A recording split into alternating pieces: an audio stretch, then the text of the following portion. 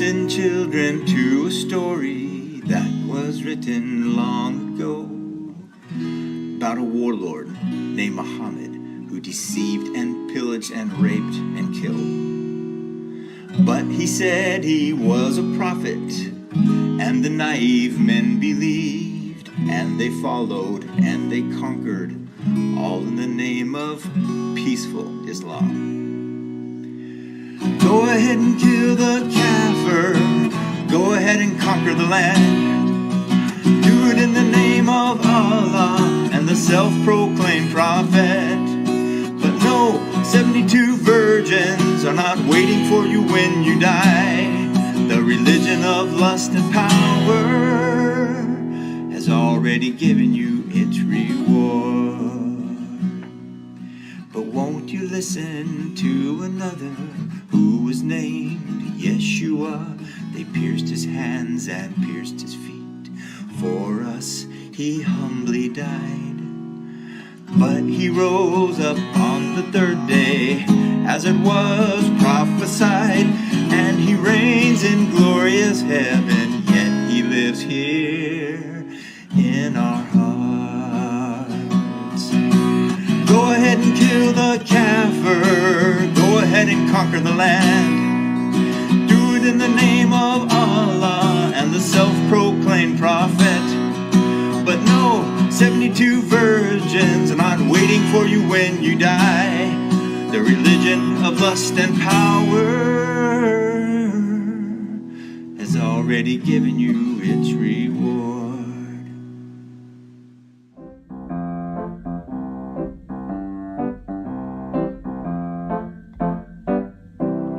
Allah is a false god, a false god, a false god. Allah is a false god, a false god.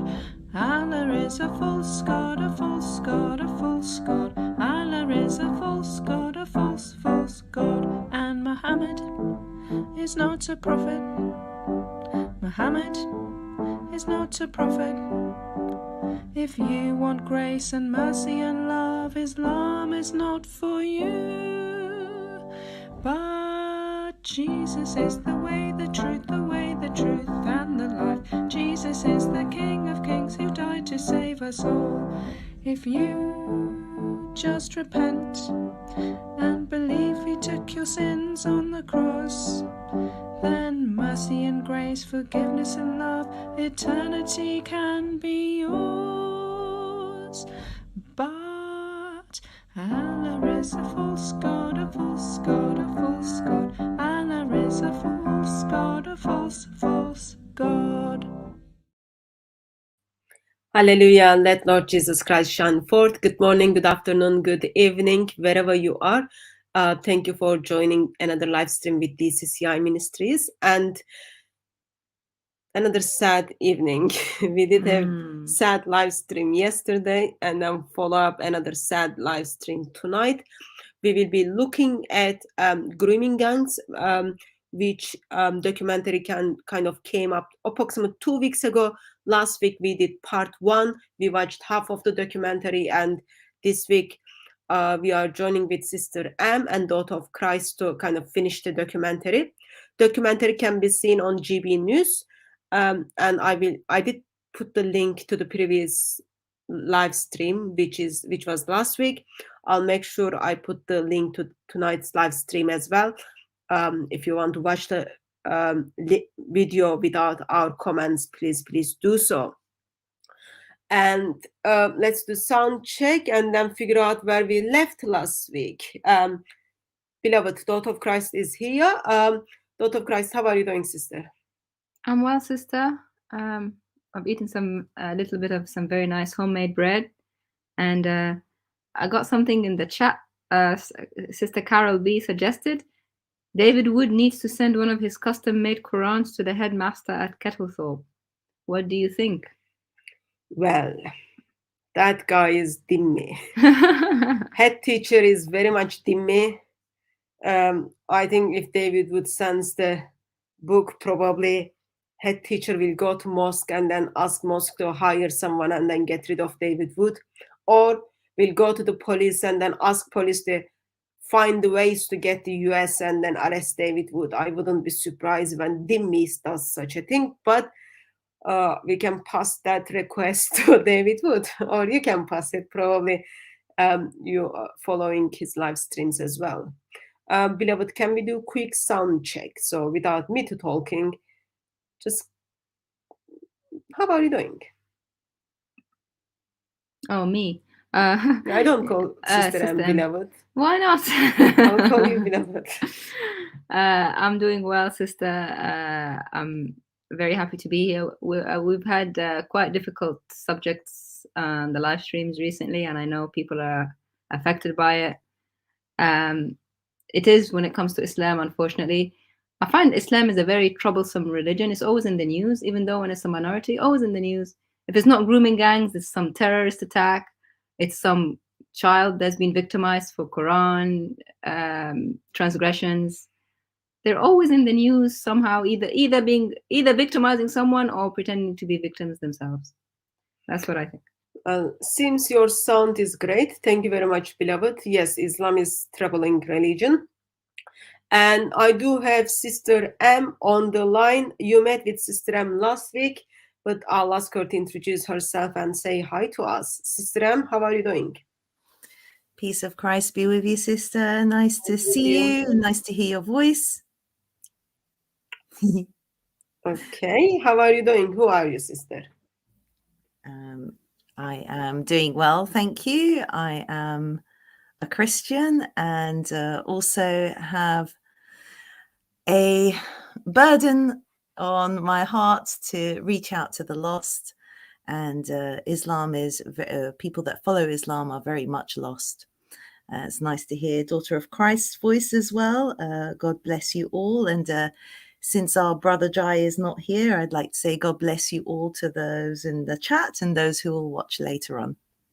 See, in the team, we've got, like, she's not part of the team, but in this live stream, we've got some thoughtful people. I never kind of acknowledge the chat. Daughter of Christ does, Brother Jai does, and now Sister M does. It doesn't work well for me.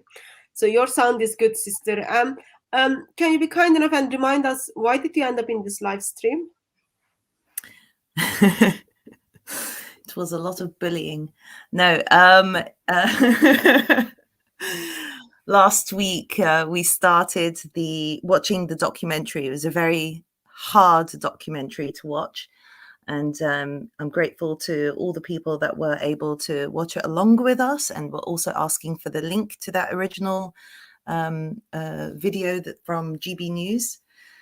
So we started it last week. We managed to get a part way through, and this week we are completing that very same episode. You are so British. You are so polite, British, with the complimentary, sister. Thank you very much for joining us. So last week, we looked at the documentary approximate 40 minutes something from GBNews. And we did kind of halfway through. Beloved, anything kind of, you remember anything you want to bring our attention, what we saw? So what I'm thinking is, today we pick up where the journalist is meeting with the Mrs. Police.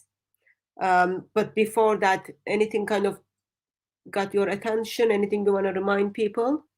It was just shocking, sister, that it seemed that the authorities, the police, knew about the grooming gangs and girls being groomed, and didn't do anything about it for fear of being branded racist, because of the group that was doing the raping belonged to the protected group. And when you're in a protected group, it seems you're also protected from the law. So it seemed that people weren't to be taken seriously. The children were branded as, oh, they want to be part of it. They won't make good witnesses in court. There's no funds to prosecute. So much so that a charity had to be made, sister, and they tried to further the cause of these children. And eventually an investigation showed massive failings by the police and social services and other services that are meant to protect children. And it seemed that they knew all along that those things were happening, and they turned a blind eye on purpose. And people included were high up in certain political parties, people who were involved so much so that they were giving criminals a way out in certain instances. For example, to hand over the child and we'll let you go type thing, without being held to account for those crimes. What about you, sister? What do you remember? Let's ask Sister M, and then we pick up from there. Sister M, anything kind of you want to bring our attention before we watch the second part of the video? Yes, certainly the things that our sister, Daughter of Christ, mentioned about how the police knew and didn't do anything about it, didn't protect these children, and whether or not a child would be a good witness. There was some damning evidence against the perpetrators, and they still did not prosecute. So whether or not a child wants to stand in court and say something, and in fact, oftentimes children that give evidence in court don't actually have to appear in court. They can appear via a live link. Even so, it's the government's responsibilities. It's the law enforcement's responsibility to prosecute those perpetrators, because these are children. They are not adults. They are not responsible, and they can't be treated as adults in those situations. And any of you remember this risky business charity worker was expressing what is the reason they wouldn't move forward?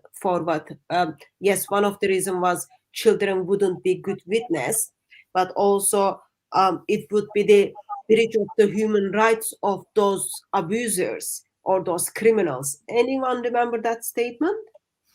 I remember that, but I still don't understand it. How on earth is it a breach of their human rights to take them to court for a crime they committed? Well, it will be gone under the racism. And it was the same lady who also had to go to the course of equality and diversity. Oh, yeah. Remember that one? Oh, yeah. So because the report was showing it was mainly Muslim Pakistani men who were involved grooming these girls, raping these girls, using those girls into the prostitution. So those charity workers end up in the diversity and equality and diversity course. And any of you remember the part where second report is being published, where it has been expressed that council is in denial, police is in denial, and then they had to change the certain phrases to make more political correct report. Any of you remember that? I remember something like men of certain ethnicity engaged in a particular occupation. Yes, which is just long for Pakistani drivers, taxi drivers, basically. Or Pakistani kebab shoppers. Yeah. Yeah. Anyone remembers the part where it has been mentioned those girls needs it is fashion these days for white girls to have Asian boyfriends? I heard that. Yeah. So that's apparently police expressed. And then also it was expressed that when a girl went to the police station to report what was happening to her, the groomer called her and then said they've got her family. Yeah. And then they even harmed her. I think it was her brother. Yeah, broke his legs. Broke the brother's leg, as well as they had her sister. So she expressed to the police that police cannot protect her and her family. Therefore, she couldn't kind of move on with her statement. And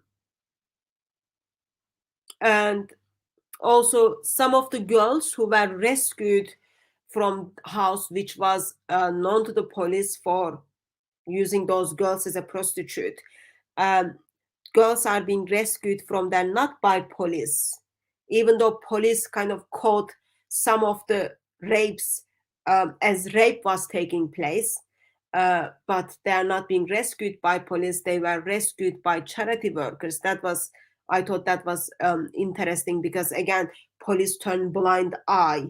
Charity workers steps in to rescue those girls. Anyone wants to add anything? If not, I'll kind of start sharing the video, and then we pick up from there. Go ahead, sister. Okay. So what I'm going to do is I'm going to play the video approximate from 19 minutes, which will give us kind of summary of first part, and then around 22 minutes, I think 22 minutes is where the new part of the video is going to start.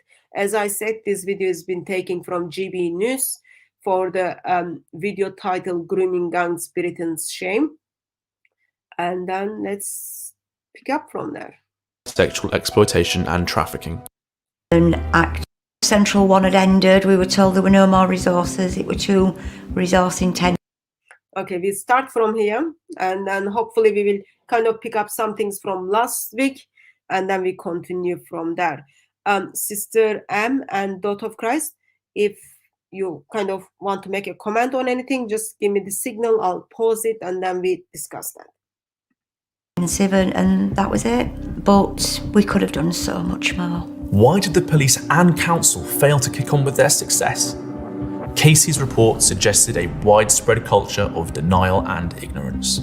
Social workers accepted it as normal that underage girls were taking drugs, being made to give sexual services, and having pregnancies or abortions. Of one 13-year-old given alcohol and abused, they wrote, "She needs more appropriate friends and interests to fill her time."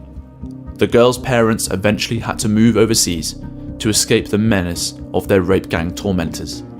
After the Casey report's release in 2015, more arrests were finally made.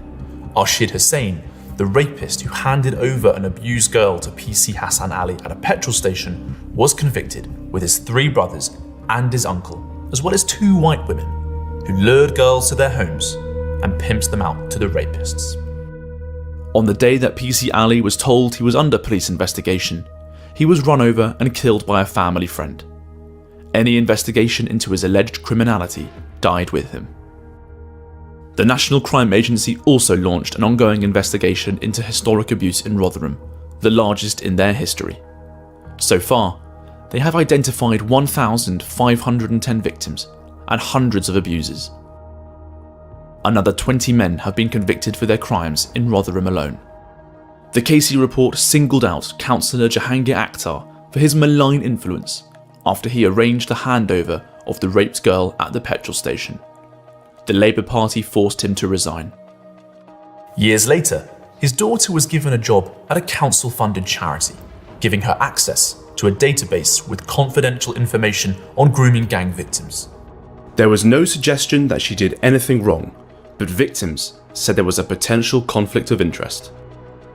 After the Casey report revealed council failures, an investigation into the police was launched by the Independent Police Complaints Commission.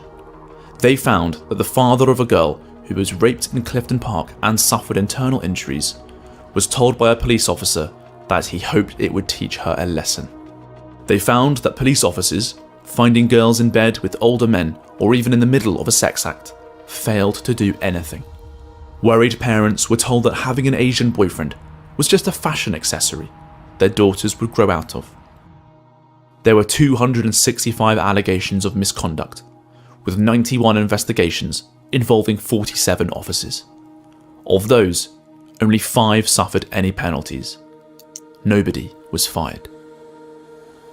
To find out why nobody in the police had been punished, I went to see the only whistleblower to resign from the police over the rape gang's cover-up.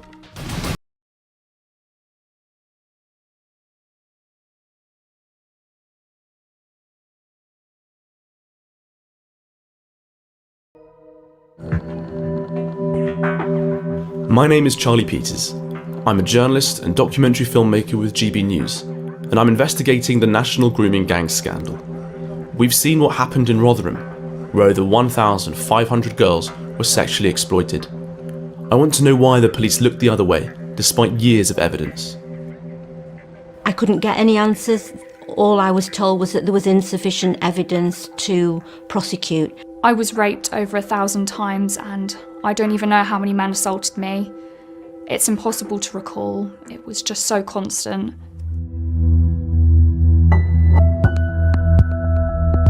To understand why they failed so badly, I'm going to Manchester, where in Rochdale, a similar scandal took place. I'm meeting with the only whistleblower to resign from the police over the grooming gang's cover-up.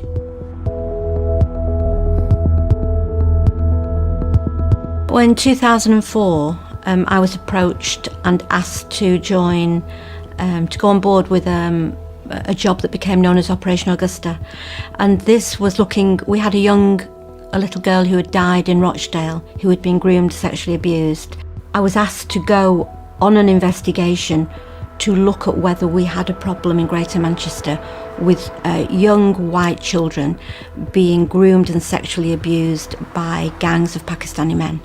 Greater Manchester did have a problem with grooming gangs. The little girl who died, Victoria Agoglia, was 15 years old when in 2003 she was groomed by a rape gang and then killed by a heroin overdose given to her by an abuser.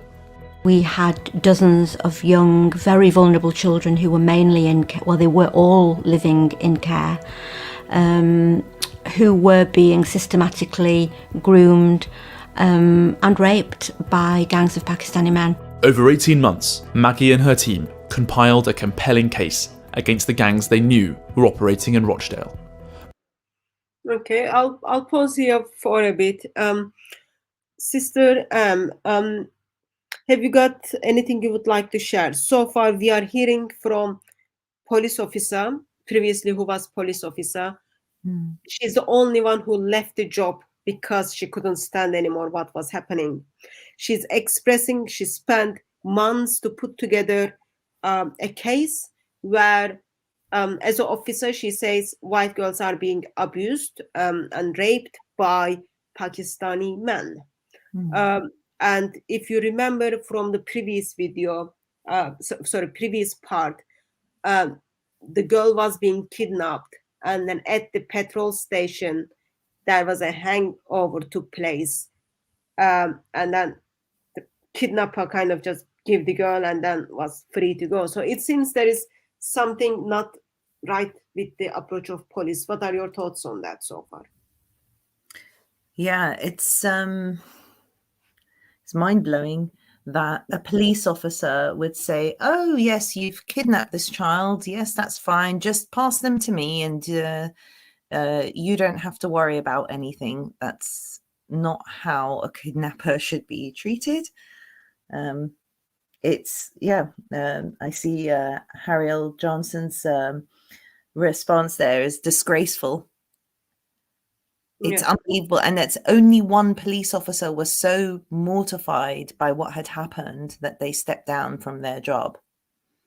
And it was only this one woman. Yeah, out of many, one woman couldn't take it anymore. Yeah. Beloved, any thoughts, any comments so far what we heard? What I heard in the beginning with all these allegations, I think more than 240, and all these officers, it seems like a lot of officers and a lot of allegations. So it seems like it's something that the police would have known about. It's widespread, lots of people involved. So to me, it's not just that they failed to act. I'm thinking are they conspiring with this? Back home where I come from, the police are known to make deals with gangs on the streets and things like that, or let some things go, let the small fish go, or something like that for favors from them later on. They work a bit like they're part of the gang. That's what it seems like to me. That seems you came from Turkey. No, I didn't, but it's very similar where I came from. Yeah. So also now we were in Rotherham. Now we are moving to Manchester. So it seems the problem they had in Rotherham is also the similar problem they are having in Manchester. So two different cities. Council and police fails, it seems to me. So it's ongoing problem in Britain. And so she's expressing, she kind of start taking the job in 2004. We are 2023, so 20 years ago. and sadly not much is done. Shall I continue? Yes. On an investigation to look at whether we had a problem in Greater Manchester with young white children being groomed and sexually abused by gangs of Pakistani men. Greater Manchester did have a problem with grooming gangs. The little girl who died, Victoria Agoglia, was 15 years old when in 2003 she was groomed by a rape gang and then killed by a heroin overdose given to her by an abuser. We had dozens of young, very vulnerable children who were mainly in care, well, they were all living in care, who were being systematically groomed and raped by gangs of Pakistani men. Over 18 months, Maggie and her team compiled a compelling case against the gangs they knew were operating in Rochdale. But she had to take a break from the investigation when her husband fell terminally ill. And at that point, we had 100 paedophiles on a database that we knew were raping children. We had about 36 children that we had identified as being abused. So that job was a full singing and dancing major investigation. You know, my job was done and I went off work content and happy to know that those men were going to be prosecuted. But when Maggie returned from compassionate leave after the death of her husband, she found that Operation Augusta had been closed down. None of the abusers were convicted. I couldn't get any answers. All I was told was that there was insufficient evidence to prosecute. And I knew, because I had been working on that job from day one, I knew we had the evidence. The last information placed on the police database for the operation was on the 6th of July 2005, one day before the 7/7 terror attacks in London. There was a gold level meeting within GMP, and that means the most senior officers in GMP, that they had a meeting and that the decision was made at that meeting that they were not prepared to put resources into that investigation. Was it shut down because revealing the grooming gangs just after an Islamist attack was considered too incendiary? We'll never know, because those minutes were conveniently lost. Years Okay, let's pause here for a bit. So, beloved, ex-police officer is expressing he had the names of 100 men who was raping those girls with 36 of girls. Somehow miracle happened, and none of 400 men, there were not sufficient evidence. While police officer says like, oh, I put the case together, but apparently other policies decided to check all the hundreds of individuals and say no. How much evidence is enough? Because one is enough for me. You got 36 children being raped by 100 men, and that's not enough. And then you have this gold meeting, the highest meeting of the highest order, and the minutes are not there. That sounds like a cover-up to me. That looks like magical to me. Islamic magic. Like I said, they're part of the gang. They owe a favor to the gang. I thought being racist is victimizing someone because of their race. But no matter what the race is, justice is meant to be blind. If anyone of any race commits a crime, why is it different for one race when they commit a crime to another race? That is racism, if you think about it. You let one race go free, those ethnic men of a certain occupation, why do they get to be let go free? That's racist to the others, isn't it? Yep. Sister M, any thoughts you have, or you would like to add anything what Daughter of Christ said? No, I totally agree with what Daughter of Christ said. I have nothing further to add. Would you like to share any comments on so you've got 6th of July event in London, and then 7/7 happens, and then last kind of information or last kind of entrance regarding that these Britain's rape gangs are just day before. Journalist kind of made a thought. He brought up a thought to our attention to say, is there a chance that they didn't want to come across, or they didn't want to hurt the feelings of Islamists, therefore like everything is being shut down? Because Mrs. Police officer expressed that they were all Pakistani Muslim men. It's hard to escape that link, isn't it? That just the day before there was more evidence being added to this already mounting evidence, where she was confident that everything could go to trial no problem. And following day, the atrocities happened on 7/7, and all of a sudden it all disappears. Yeah. Magical Islamic touch here, I feel. But I haven't studied law of Britain, so I don't know that much. I just feel something is dodgy. And Daughter of Christ expressed there is something injustice here. Let's continue. But she had to take a break from the investigation when her husband fell terminally ill. And at that point, we had 100 paedophiles on a database that we knew were raping children. We had about 3 dozen children that we had identified as being abused. So that job was a full singing and dancing major investigation. You know, my job was done, and I went off work content and happy to know that those men were going to be prosecuted. But when Maggie returned from compassionate leave after the death of her husband, she found that Operation Augusta had been closed down. None of the abusers were convicted. I couldn't get any answers. All I was told was that there was insufficient evidence to prosecute. And I knew, because I had been working on that job from day one, I knew we had the evidence. The last information placed on the police database for the operation was on the 6th of July 2005, one day before the 7/7 terror attacks in London. There was a gold level meeting within GMP, and that means the most senior officers in GMP, that they had a meeting and that the decision was made at that meeting that they were not prepared to put resources into that investigation. Was it shut down because revealing the grooming gangs just after an Islamist attack was considered too incendiary? We'll never know, because those minutes were conveniently lost.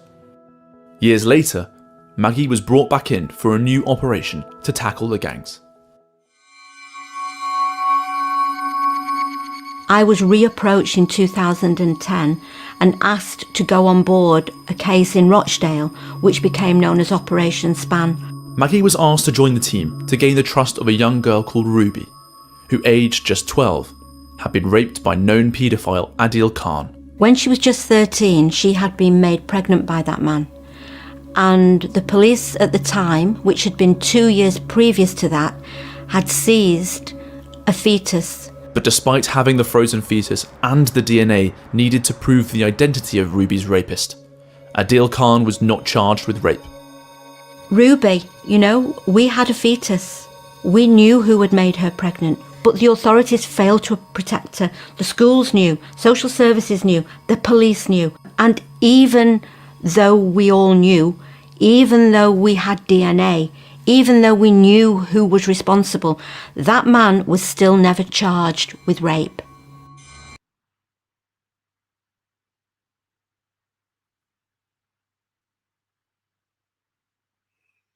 Sister M, we've got 13 years old girl who was pregnant. School knew about it. Police knew about it. Everyone knew about it. Everyone knew who raped her. But the person was able to get away. Any thoughts, any feelings you would like to express?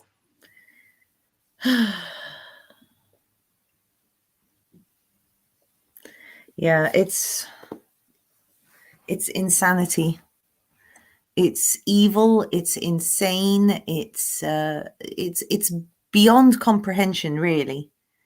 They even had the DNA of her child to prove that that was the rapist.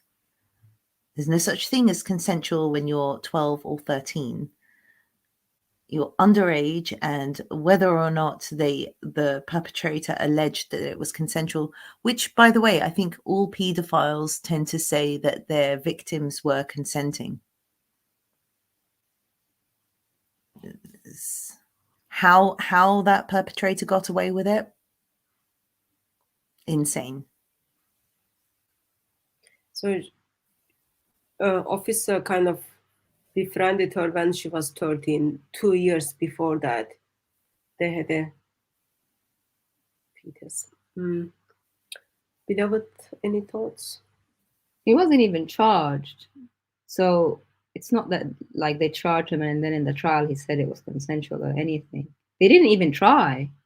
And they got a mountain of evidence. That fetus means this poor child miscarried at a later stage, which is quite common if they're that young, when they get abused and they get pregnant, because their bodies are not yet developed enough to carry a pregnancy to term.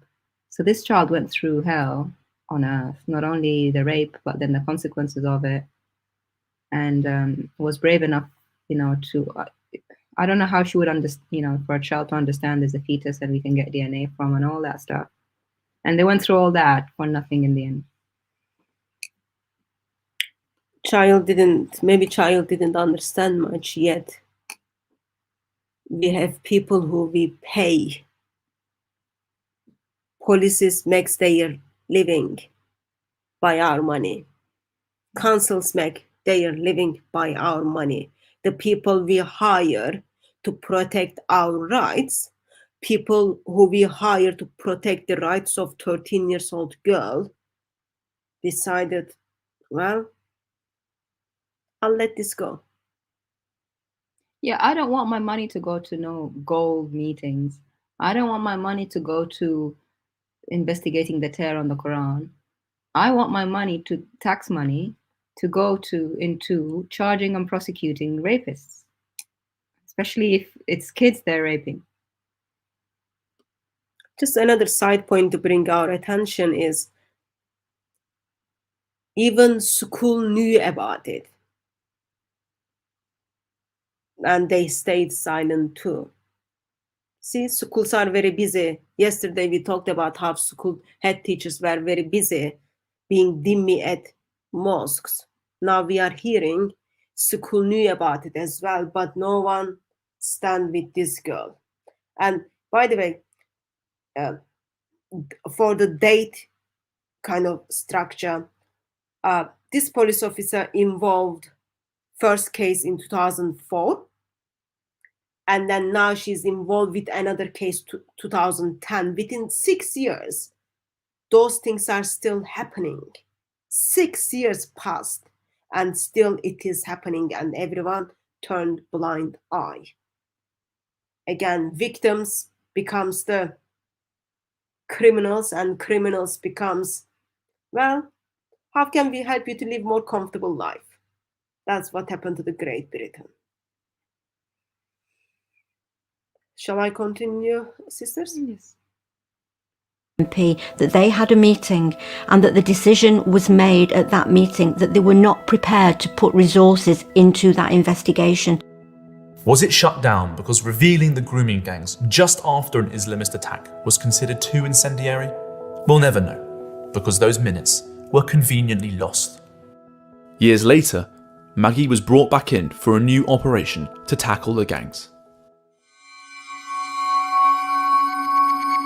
I was reapproached in 2010 and asked to go on board a case in Rochdale, which became known as Operation Span.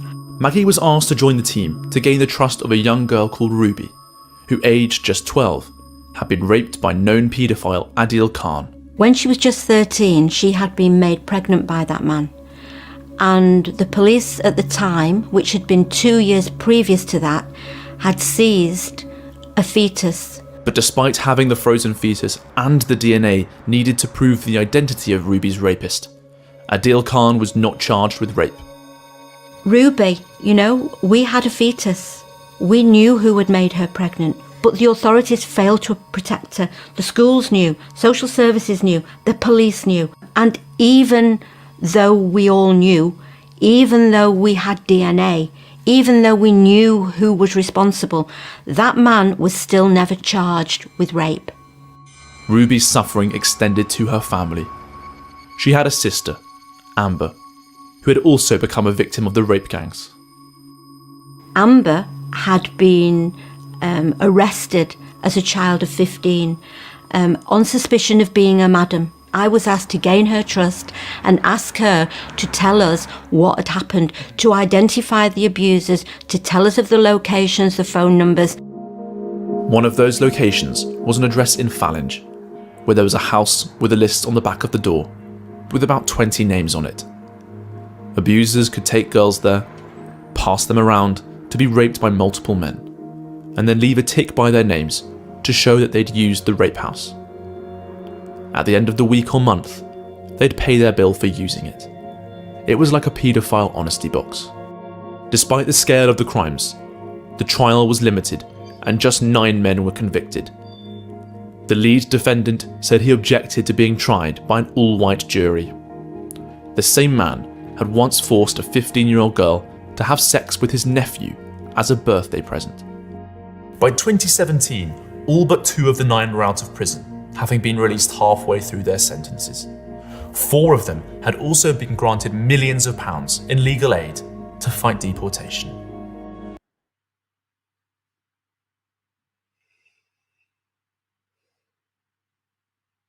Any thoughts, Sister Anne? Well, apart from sickening, this is millions of pounds granted to these proven paedophiles who were serving a sentence that they didn't complete anyway. Millions of pounds granted to them to fight deportation. Why? Why? I remember there was a news. One of them had a child, and that child needed father figure. Right. You need a paedophile rapist father figure. Yeah. Good idea.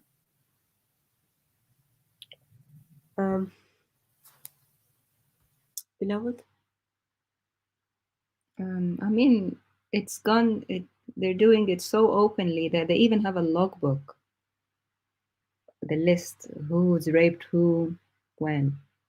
Like they're a business, keeping the books on the back door of their places. And they're so open about it. It's, because they know nothing will happen. They know that the police is quite okay with it. Like I say, police is part of the gang anyway. They let these things happen.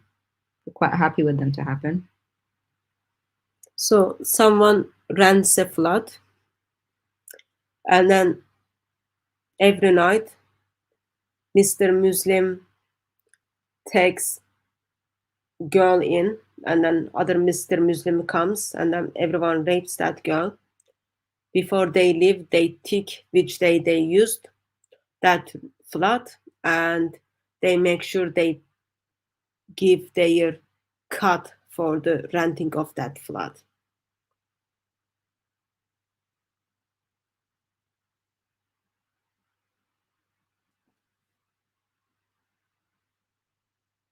And when people stand in front of the judge, they express, well, they don't want to be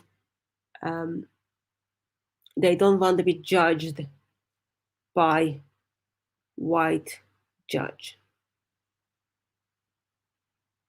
because they know if it in a Muslim country, this is not even a crime. Surah 24 verse 33, Surah 33 verse 59, all justification for those kind of things.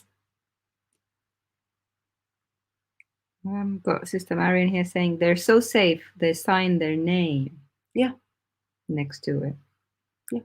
They have receipts for it. They're a full-blown organization, like they're trading something, like not human beings. But think about it. House is there, name of the people are there, they put the ticks there. The girl name, probably initials of the girls are there or something, like who I raped. Yet police couldn't do anything. It's not that they couldn't do, it's that They choose to not choose do. not to, because they have some backhanded deals with these groups. Was it in Bristol? One of the occasion, it was the police officer who was involved. He was part of the grooming gangs.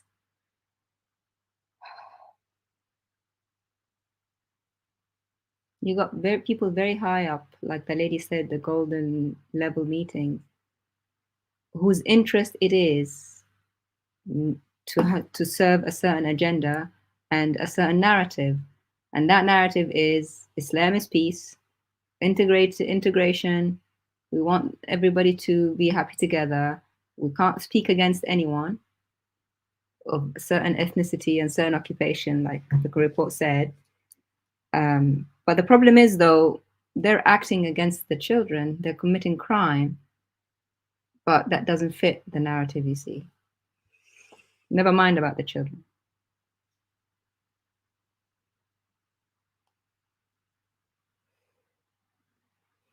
Well, everyone is right now upset.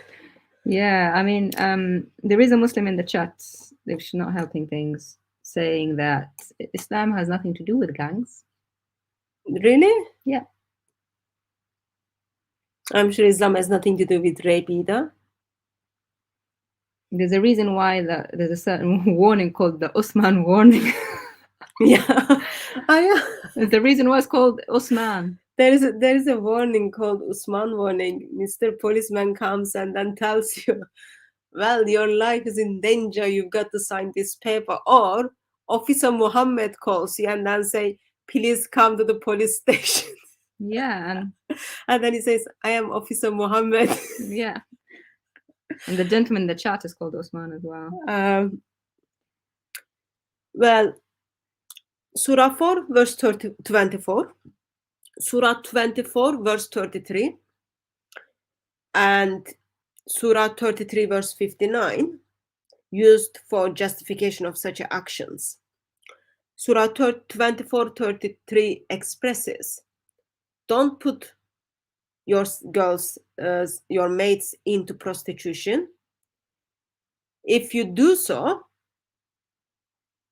Allah is forgiving. Don't do it, but if you do it, Allah is forgiving. And I am sorry that Mr. Muslim didn't even bother to listen what has been said, because even the police officers identified religion of those people. It is a bit strange, and an action is very ugly. Action is being done by certain people group. All of them shares, not all of them, 85% of them shares the common religion. It's not only 85% of them shares the common religion, but also most of those people are named, like name called Muhammad, Hassan, Ali. See, none of them called Jackson. No. None of them are called Sebastian. So when you've got those names identified with Muslim people group, and then when those rapists come from the mosque, they just did their Friday prayer, or when they call those girls ask those girls to use Muslim names, or before the raping those girls, if they are praying, then you ask the question, okay, there might be a little bit possibility that those people might be all Muslim. 85% of them are Muslim. Okay, is there anything in Islam those people might be using to justify their action? 85% of those people are from Pakistani Muslim men. Is there anything in their religion can justify what they are doing to these girls. No one needs to be Einstein to answer that question. I'm sorry. Police needed to be Einstein. Sadly, they failed to be Einstein. Schools needed to be Einstein. They failed to be Einstein.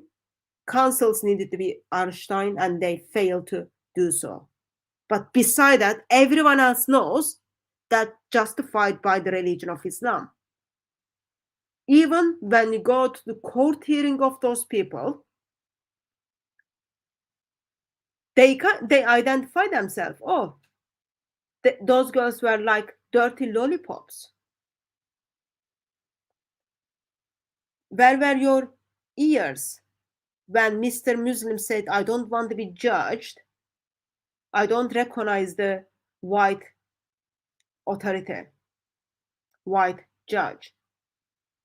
Where were your ears when Mr. Muslim states that, when it has been stated that this Mr. Muslim gives those girls as a birthday present to his nephew?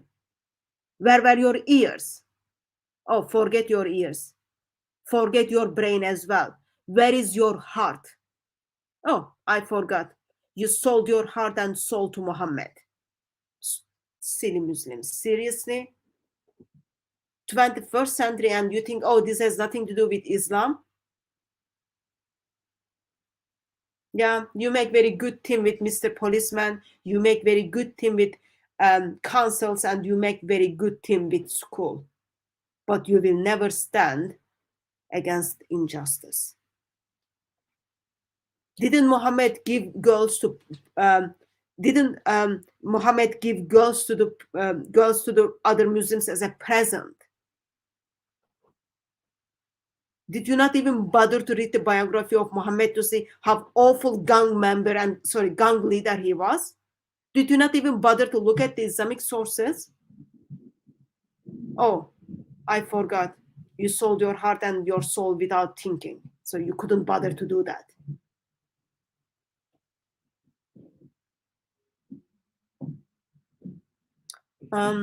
Sister M, beloved, anyone wants to make any comment on innocent of Mr.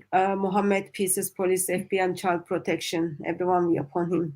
Muhammad formed the first gang. He called them Muslims, and they did go out, attack people, take their women as sex slaves. The non-believing non-Muslim women as sex slaves. And that was the background of Surah 4, verse 24, the right hand possessed. And you find that in Sahih Hadith explaining what the right hand possessed are. They even tell you the name of the tribe that they went and conquered and took the women as sex slaves. They called them autas. And also remember, in that occasion, Muslims are saying we can't rape them. Their husband is still here alive. And alive. Yeah. And then Muhammad says, just go for it. Yeah, Sahih Hadith. So it's not only Muhammad starts the first gang, but Allah, without any shame, Allah justifies that. Sahih. Allah and Muhammad is like, they're the first gang. Sahih Hadith, Jami' Tirmidhi 3016. On the day of Autas, we captured some women who had husbands. So the men disliked to be intimate with them. So Allah the Most High revealed Surah 424. Women already married are forbidden except those whom your right hand possessed. So for you to have a right hand possessed, they have to be non-Muslim whom you captured. The grooming gangs capture non-Muslim girls who become possession, and they rape them. They become their sex slaves. So what's the difference? They're doing exactly what Muhammad did with his gang back in the 7th century, doing it now in the 21st century. And Surah 24:34. We can read it from my leftover Quran. I think I didn't tear the 24:34. Prostitution is okay. Allah is forgiving. If you put the girls into the prostitution, Allah forgives you. Yep. And Muhammad's gang took Safiya from her tribe tortured her husband to death because he refused to tell them that where he put the treasure of the tribe. When he died, he took Safiya as a sex slave. She was given to someone called Dihya, Muhammad's companion. Before people realized who she was of great beauty and status, switched her from Dihya and switched her for some slaves. Gave Dihya some slaves and exchanged her as his own. It's like you went to Marks and Spencer and then bought hummus, but you go and change hummus to something else. And what we're hearing in these reports is those men switched around, exchanged girls, moved them around themselves to abuse. That's what Muhammad did to Safiya. And then he told her, you either continue as sex slave or I can free you for the price of your freedom. You know how you give women dowry, some money for marriage in Islam? Her dowry was her freedom, even though she was already a sex slave. So she said, yes, of course, she wants to be free. And that's how she became one of your mothers. One of your mothers, the mothers of the believers, started her journey in Islam as a sex slave, right hand possessed by the gang that was Muhammad's gang. And she expressed that Muhammad is the man she hated most. Yep. Sister M, have you got any thoughts, beloved of Christ? Yes, our friend in the chat, Usman Ataman, I'm not sure that he's got the sound on because either that or he's hard of hearing. He says, oh, they may be Muslim, but they don't follow Islam if Islam is against all things they are doing. So he seems to think that Islam is against all these things that you've just cited from the Quran, from the Hadith, from the Sirah, that actually Muhammad and his gang, and they were a gang, allowed and perpetrated this kind of behavior. I don't know, hard of hearing or he's got the sound turned down, who knows? Whatever it is, he's taking that opportunity to come alongside of criminals like Muhammad. Not much difference, Mr. Uthman. Shall I continue with the video? Yes, sister. Rapist. Adil Khan was not charged with rape. Ruby, you know, we had a fetus. We knew who had made her pregnant, but the authorities failed to protect her. The schools knew, social services knew, the police knew. And even though we all knew, even though we had DNA, even though we knew who was responsible, that man was still never charged with rape. Ruby's suffering extended to her family. She had a sister, Amber, who had also become a victim of the rape gangs. Amber had been arrested as a child of 15 on suspicion of being a madam. I was asked to gain her trust and ask her to tell us what had happened, to identify the abusers, to tell us of the locations, the phone numbers. One of those locations was an address in Phalange, where there was a house with a list on the back of the door, with about 20 names on it. Abusers could take girls there, pass them around to be raped by multiple men, and then leave a tick by their names to show that they'd used the rape house. At the end of the week or month, they'd pay their bill for using it. It was like a paedophile honesty box. Despite the scale of the crimes, the trial was limited and just 9 men were convicted. The lead defendant said he objected to being tried by an all-white jury. The same man had once forced a 15-year-old girl to have sex with his nephew as a birthday present.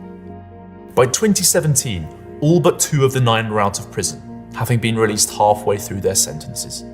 4 of them had also been granted millions of pounds in legal aid to fight deportation. Their victims have to live with their abusers, walking around as free men. They see them in the street. They see them at work. They see them in the supermarket.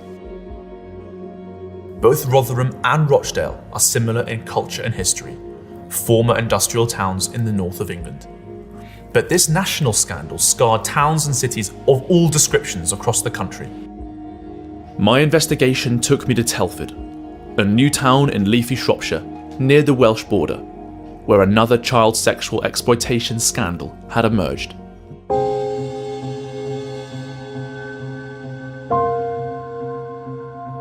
It's here that an inquiry in 2022 found that 1,000 girls had been abused by the gangs since the 1980s.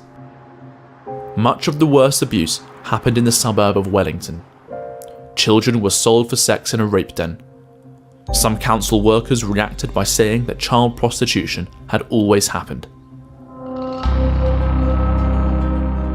The gangs here often threatened their victims with the memory of Lucy Lowe, who, aged just 15, was burnt to death with her mother, sister, and unborn child by her abuser. To find out why Telford Council had also failed to act, I spoke to Samantha Smith.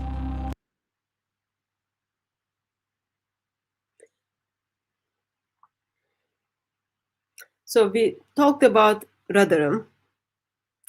There was a girl was killed. We talked Rochdale. Another girl was killed. And now Telford, another girl is being killed. These Pakistani Muslim rape gangs are setting an example. If you talk about this, same thing will happen to you. And think about it, those cities has, like for example, one of the city has only 3% Muslim population, yet they are running the city by raping your girls, white British girls. They are not even girls, they are just kids.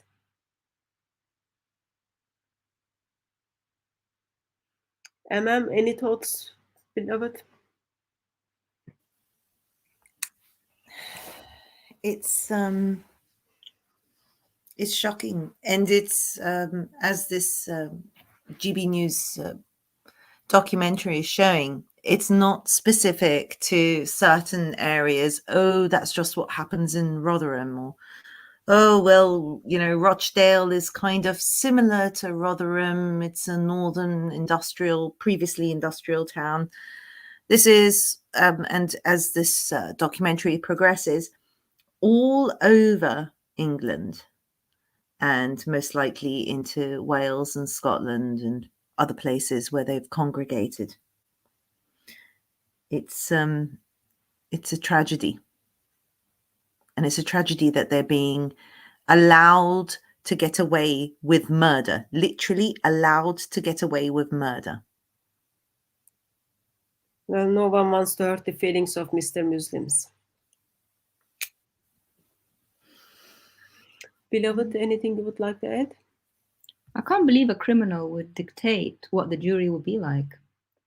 Especially he's saying, don't want a white jury. Imagine if someone says, I don't want a brown jury or a black jury. People would be outraged. But because the protected group, they can say whatever they like. Well, this is the UK. What do you expect the jury to look like? Chinese? Obviously, they're going to be white. It's like if someone commits a crime back home and they're not from that country, can they say, we don't want a brown jury? You're back home in the Middle East. Something came to my mind. Mr. Policeman used to send Mr. Muslims to my house, Mr. Muslim police officers to my house. You can see like they are officially Mr. Muslims, okay? When I ask, like, I don't feel safe that you are sending police officers who are Muslim to my house. You should have seen their face and the way they looked at me. And they still send Mr. Muslim police officers to my house, 5 o'clock in the morning. And even like it was last week, I think, Mr. Muslim police officer calls me and then asks me to go to the police station. But I cannot say it is the Muslims who are hunting me down. So don't send Muslim police officers or don't make Muslim police officers to have my details. I cannot say that. But a man who is giving a British girl to his nephew as a gift for the birthday so that she meets with the sexual desire of his nephew, can turn to the jury and then say, I don't want jury which is white. And they are saying that in Britain. When they move to this country, or if they're born in this country, they know the ethnicity of this country, or what color people live in this country.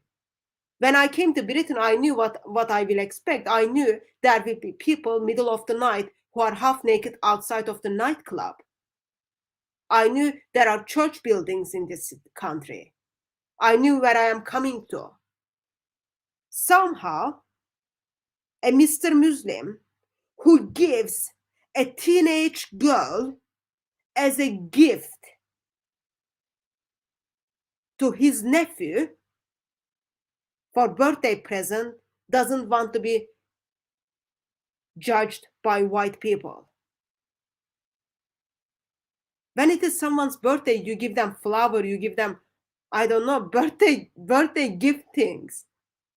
You don't give human being to another human being as a gift. And then poor victim, I don't want to be judged by white people. He was following Muhammad. Muhammad got a gift of a human being, Maria Qibtiyya. Yeah. So he's not. So obviously he doesn't want to be judged by white people because they'll be outraged by him following that example. That's racist. Plus, how come judge doesn't think that's racist, sister? It's racist, isn't it? Why aren't white people good enough? Same as any other color.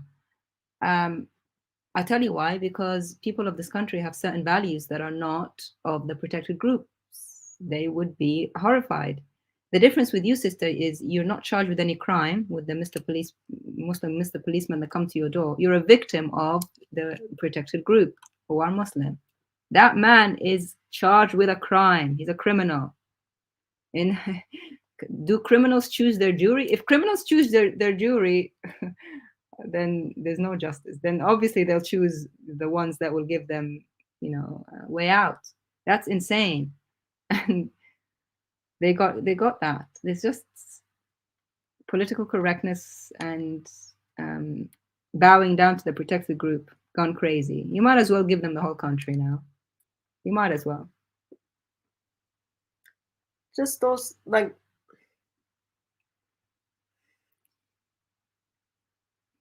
Anyway, so this police officer involves with such events since 2004, continues 2010, 2017, it is still going on.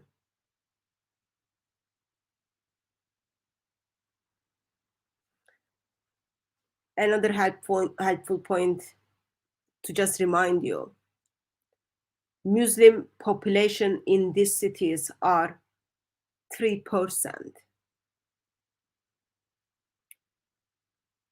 They are able to rule, they are able to rape, they are able to get away.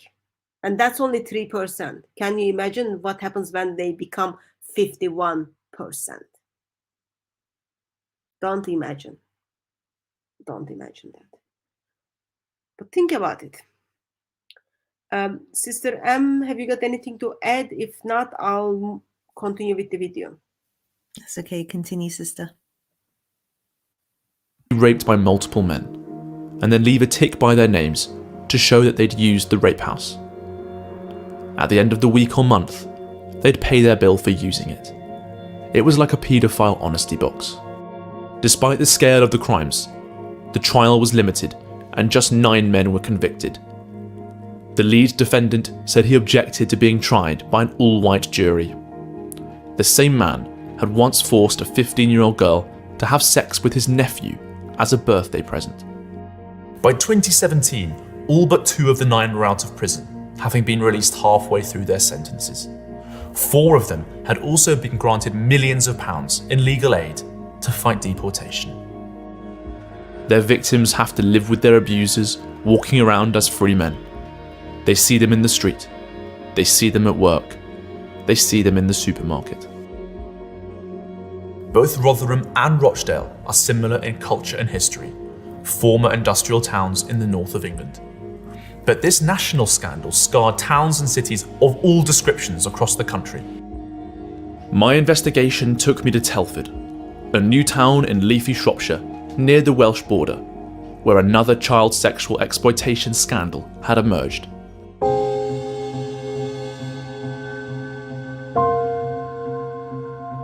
It's here that an inquiry in 2022 found that 1,000 girls had been abused by the gangs since the 1980s. Much of the worst abuse happened in the suburb of Wellington. Children were sold for sex in a rape den. Some council workers reacted by saying that child prostitution had always happened. The gangs here often threatened their victims with the memory of Lucy Lowe, who, aged just 15, was burnt to death with her mother, sister, and unborn child by her abuser.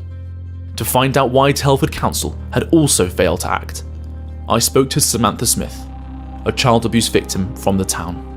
I remember when I was 16, my social worker told me that if you were physically abused, why were there no bruises? And that perfectly sums up how I was treated by those in positions of power. The ignorance and victim blaming that Samantha was subjected to from Telford social workers was eerily similar to the culture exposed by the Casey report into Rotherham Borough Council. The culture was exactly the same. It was the idea that girls like me were somehow responsible for the abuse we suffered. The council here didn't just turn a blind eye, it was incompetent. Teams failed to share information, staffing issues meant that there were never enough people to do the work, and the council tried to close down a child abuse unit, citing austerity. But political correctness played a role here too. When teachers confessed that there was a problem in this authority with Pakistani youths abusing girls, they were accused of being racist by a council worker. Detailed reports weren't shared over fears that they could start a race riot. I spoke to another victim of child abuse in Telford.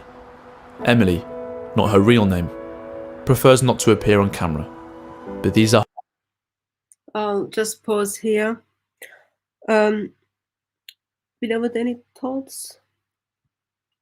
It's the same thing again. Everybody's been given the same script. Protect the protected groups at all costs. We don't want anyone to be called racist, even if it's them who, and the teachers are saying that they're causing that. They're abusing, raping girls, these Pakistani men. Can't say that. Victim blaming, denying what the girls are saying they're responsible. Basically anything, do anything except bring those to account. That's what I see. And it's the same in this town too. So I think it's a nationwide, like everybody in the positions of power have been given the same script to follow. Protect the protected group. Sister M, any thoughts? Anything you would like to add?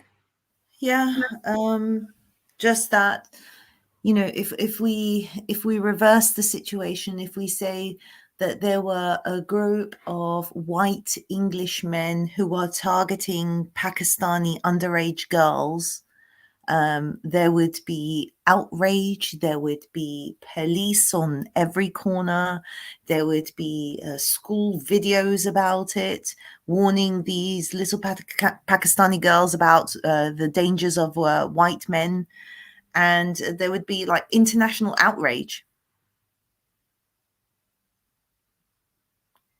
And there would be convictions, and people wouldn't be getting out halfway through. So this is crazy racist.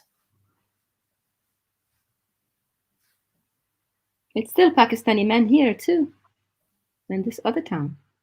Yep. Third town now. So what is it? What is it about them? Like they're all the same. Why? And even in Telford, there's still like 1% or something. Why is it not like Chinese men or white men, or why is it always these certain ethnicities? With certain religion. Yeah, no, why? Not certain ethnicities. What do they have in common? A certain profession. One of the negotiable.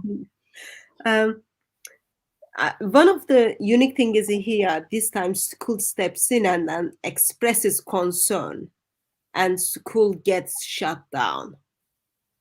And sad to say, 2023, I don't know if any of you picked up on the news. There are in certain villages in Britain,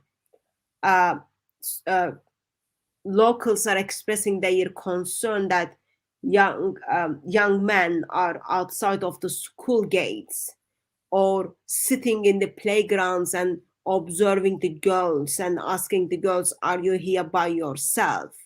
Wow. Kind of gives us brings concern to our hearts. So I don't think we can kind of say much about it, because people who said about it, it didn't go well for them. But 2023, people are expressing their concerns for people who've got certain non-occupation is waiting outside of the school gates and playgrounds and observing these girls. Yeah. And even in south of England, there was a rape case. The girl got raped, and students stand up and then make protest against the rape, and they were labeled. So what happened in Rotherham, Telford, it's happening in different villages today. Same people group or same ideology targeting our next generation. Breaking our next generation. Yeah, breaking. Yep.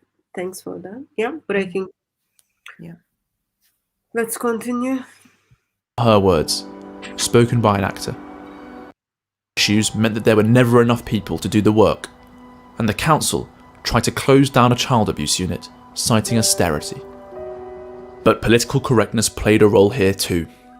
When teachers confessed that there was a problem in this authority with Pakistani youths abusing girls, they were accused of being racist by a council worker. Detailed reports weren't shared over fears that they could start a race riot. I spoke to another victim of child abuse in Telford. Emily, not her real name, prefers not to appear on camera, but these are her words, spoken by an actor. At college, I met Andrea, who was a little bit older, and she introduced me to local Pakistani men who worked in the kebab house in my town in South Wales. We would just go to the kebab house where we'd receive free food, free drink, free cigarettes, free alcohol. It was all just a treat for us, which we loved as young girls. When I was still 14, Andrea took me to the promenade in the town where we met the Pakistani kebab house workers, and then 5 or 6 of them gang raped me. I knew 3 of them from the kebab house, but the others I'd never met before. There were 3 kebab houses in the town, and they all knew each other, and they linked up when they raped me. They were all linked. We were trafficked to Telford, Hereford and Blackpool. I was 14 and 15 during this period when I was raped and trafficked regularly. My mum was so happy that I'd found friends, but she had no idea what was going on. Just as I'd found in Rotherham and Rochdale, the gangs of abusers used the boyfriend model of exploitation to lure in their victims. While my abusers threatened, raped and violated me, they were also kind, but it would change. They called us gory girls, white bitches, white slags. When I eventually got my police records back, there are 200 to 300 pages about how I'd been strangled, threatened with a knife, someone was sent to petrol bomb my house. I was raped over 1,000 times, and I don't even know how many men assaulted me. It was just a thing that happened to us, and it might sound crazy, but it was just normal. It felt normal. It's all we knew. Emily's suffering represents one story in a much wider pattern of abuse. This crisis was not isolated to a few towns. It had swept the country. Reports from Rotherham, Rochdale and Telford.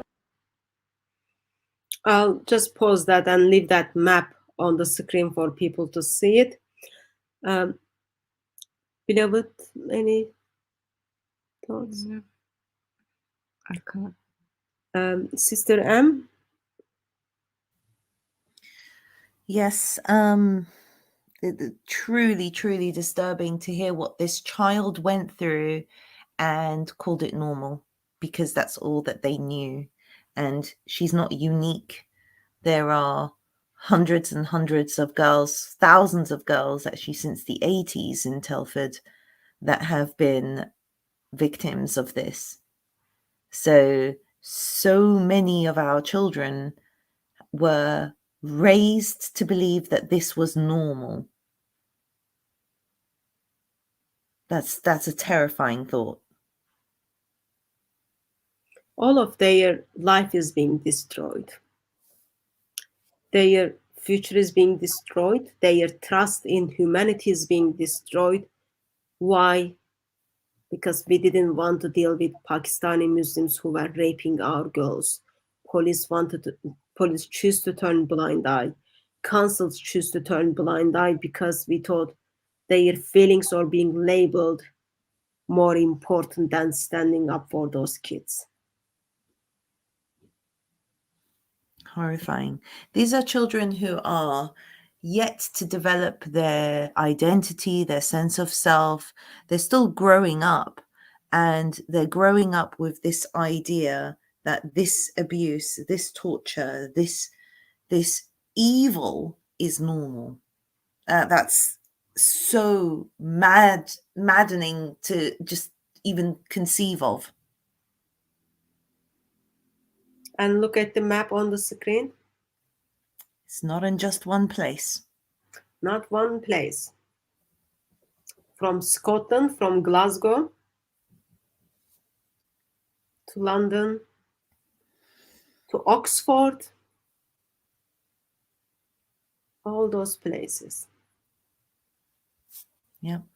Wherever that certain people group are, our next generation is being raped in that part of the country. Let's continue. Houses in the town, and they all knew each other, and they linked up when they raped me. They were all linked. We were trafficked to Telford, Hereford and Blackpool. I was 14 and 15 during this period when I was raped and trafficked regularly. My mum was so happy that I'd found friends, but she had no idea what was going on. Just as I'd found in Rotherham and Rochdale, the gangs of abusers used the boyfriend model of exploitation to lure in their victims. While my abusers threatened, raped and violated me, they were also kind, but it would change. They called us gory girls, white bitches, white slags.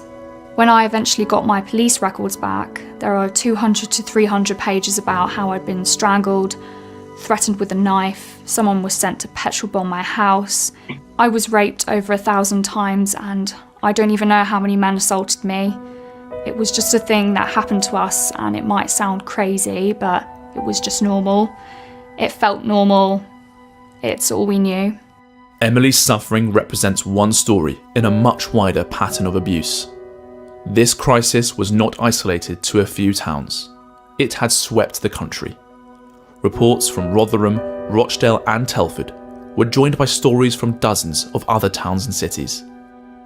This national scandal required a national response.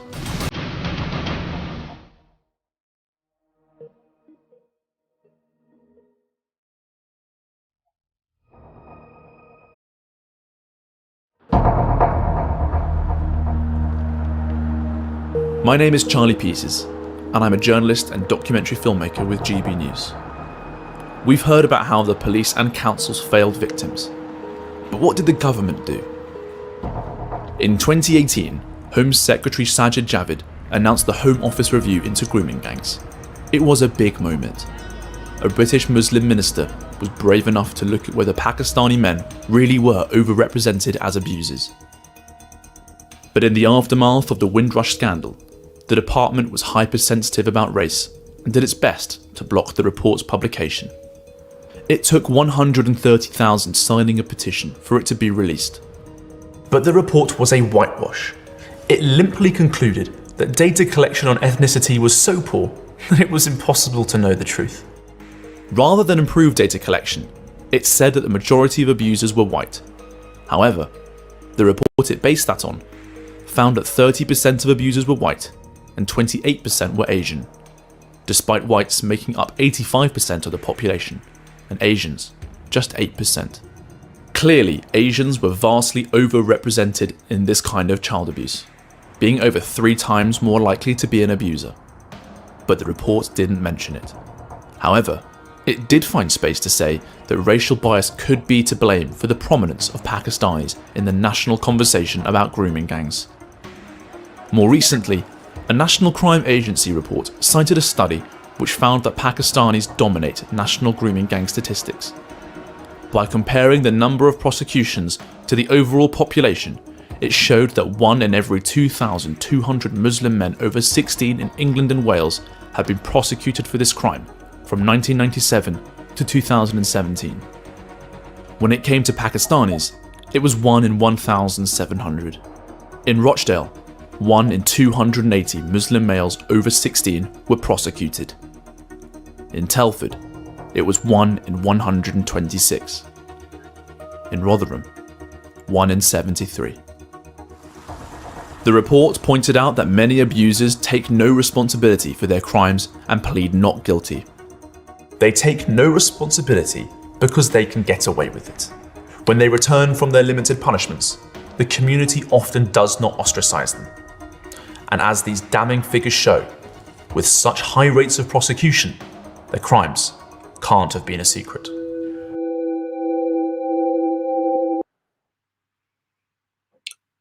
I'll pause here for a bit. Sister M, why these Pakistani Mr. Muslims are able to get away with these things? Well, it seems that they deny any responsibility or And any their guilt. appealing is not guilty. It's not like, Yeah, not guilty, not guilty, Your Honour. We've talked about this before. In Islam, it's totally permissible to lie, so that's not a big deal. In Islam, it's totally permissible to take non-Muslim women as your right-hand possession, so not a big deal. I mean, what are they guilty of according to Islam? Nothing at all. so therefore the appeal is not guilty. Mhm. What are your thoughts on 1 in 73, 1 in 126? Those are not just numbers. Those are individuals who thought it was all right to rape our next generation. 1 in 73. That's very, very big number. Oh, yeah. Very, very big number. That means, imagine this. Imagine you're a young Muslim girl in Rotherham and you go to Friday night prayers at the local mosque. And although you're in a different area, but, quite a few of those men over there are responsible for that kind of thing. Maybe even your own family members. That's a high number. Very big number. Mm-hmm. Beloved, any comments? Yeah, there's a reason why they plead not guilty, because remember, sister, that man who was prosecuted and 3 of his brothers and 1 of his uncles. Oh yeah. So if all your brothers do it, your uncles do it, all your kebab shop friends do it, you think there's nothing wrong with it. Everyone else doing it, so I think it's normal. So it was normal for those girls, those victims. Remember, she said it was normal. It was also normal for those criminals. They thought it was normal life. Yeah, that's what we do. I remember there was a case where Mr. Muslim said this is normal. Like he raped someone, and then he said this is normal in my culture, and then judge was, oh yeah, he didn't know it. It's not normal in our culture, and then let him go. Yeah. Yes, there's quite a few of those stories. I think several from like Austria and places like that. Yeah. Yeah, and Germany. And oftentimes it would be raping a little boy and making the case of, oh, this is culturally okay back home. Yeah. And judges are, oh, so sorry. I didn't realize you're from a different place. Yeah. Okay, Yeah. no problem. Off you go. Or like, oh, I'm sorry, we kept you here for like last 20 minutes. How do you want to get back home? Let's give you millions of pounds. Do you need a lift? Yeah, do you need a lift? Yeah. There was a case like one of the, I think it was in Germany, when Mr. Muslim raped a couple of German girls. He expressed that he couldn't control himself and it was normal. Mm. And he was able to get away with that. Mm-hmm. So, as Daughter of Christ said, your uncle does it, your brothers does it. This is what you think it's normal because they look at the book and then that book justifies everything. Yeah. You give it for a birthday present, like a cake, like it's cake. Mm-hmm. Yeah. Give you a human being. Overall, it is very much disgusting. And I do hope that those of you who are listening, you are finding this is disgusting. Because once your feelings are being affected, you will try to do something about it. Police doesn't do. Police becomes dhimmi. Councils are dhimmi. Schools are dhimmi. But we can't be dhimmi. We are people who are belong to Christ. We can't be dhimmi and we can't turn blind eye to those such a things. Let me continue. 126. In Rotherham, 1 in 73. The report pointed out that many abusers take no responsibility for their crimes and plead not guilty. They take no responsibility because they can get away with it. When they return from their limited punishments, the community often does not ostracize them. And as these damning figures show, with such high rates of prosecution, their crimes can't have been a secret. This lack of responsibility and community punishment has been linked to clannish attitudes among British Pakistanis. To learn more, I sat down with Wazik, a British Pakistani Muslim researcher. I think there is a culture within some of these British Pakistani communities where the perpetrators feel that white working class girls do not equal the same as those within their own community. When Ruby was interviewed, in her video interview, she said in evidence that she had been chosen by this man because she was a white girl and these men wanted a white girl to abuse. She also talked of them passing her round in a circle as though she was a ball, with a circle of Pakistani abusers who would go into a flat and they would use that flat for the night. They'd take one white girl into that flat and they would all abuse her. But many people were desperate to blur the lines. One of the ways they ensured the focus was not put on British Pakistanis was through the use of the umbrella term Asian, which deflected attention away from the sad reality. I think the term Asian isn't always appropriate.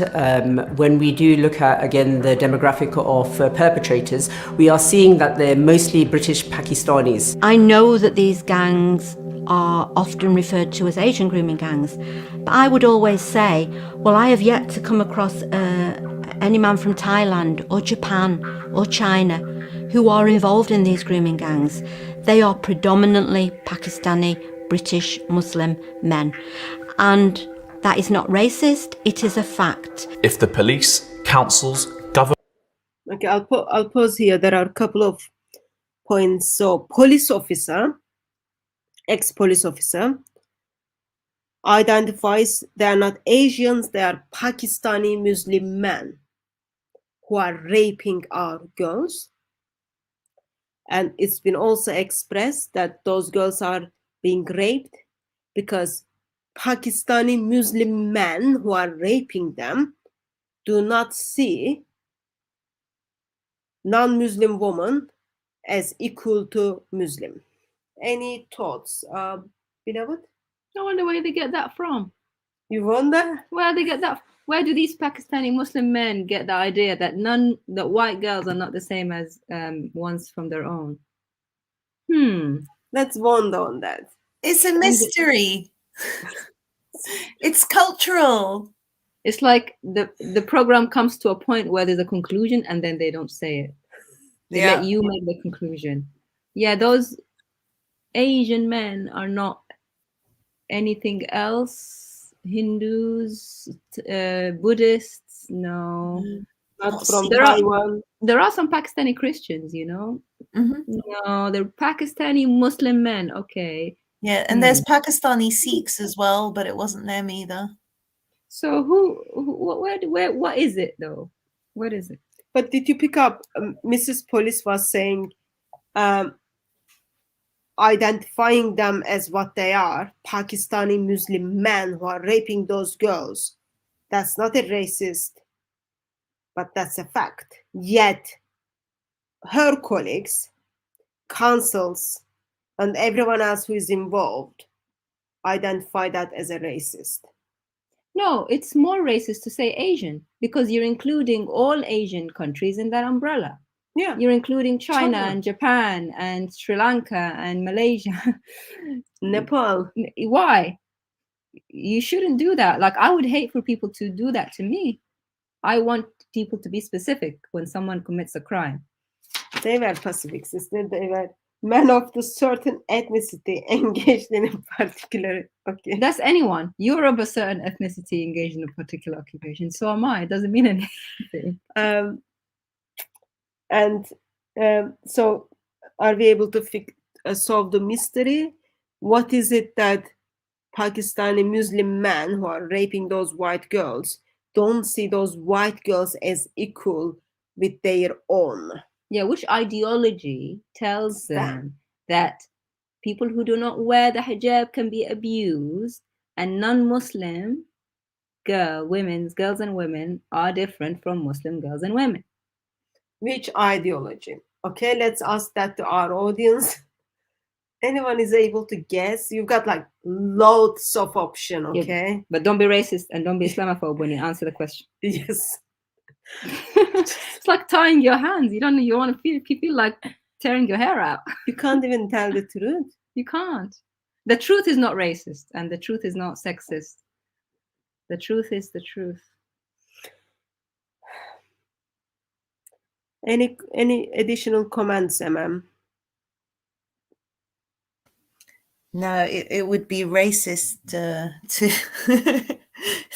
to point to any passages in the Quran that says, a non-Muslim woman is deemed less than a Muslim woman, although a Muslim woman is deemed rather low in the first place, but a non-Muslim woman is even lower than that. And then just in general, non-Muslims, worst of creatures, but that would be racist if I said that they were worst of creatures, so I shan't say it. Yeah, so you can't say it. So we let everyone to kind of come up with their own version of the truth. But as you come up with your own version of the truth, just remember there is only one option. And that option is Islam. Followers of Islam, following the teachings of Islam, therefore, they do not see non-Muslim beings equal with Muslims. They do not see people who are not covered as normal people. So therefore you are there to be abused. And it all comes from the teachings of Islam. Surah 33, 59. And remember, Allah made Muslims like above all. And Sister Emma expressed that it's the Jews and Christians who are the worst of creatures. So as you kind of try to figure out which ideology this must be, don't be racist. Just go with the truth. You've got only one option. You can't make a mistake in this one. Unless you are Mr. Policeman, unless you are counselor, unless you are the groomer, you wouldn't forget the answer. You will know the answer.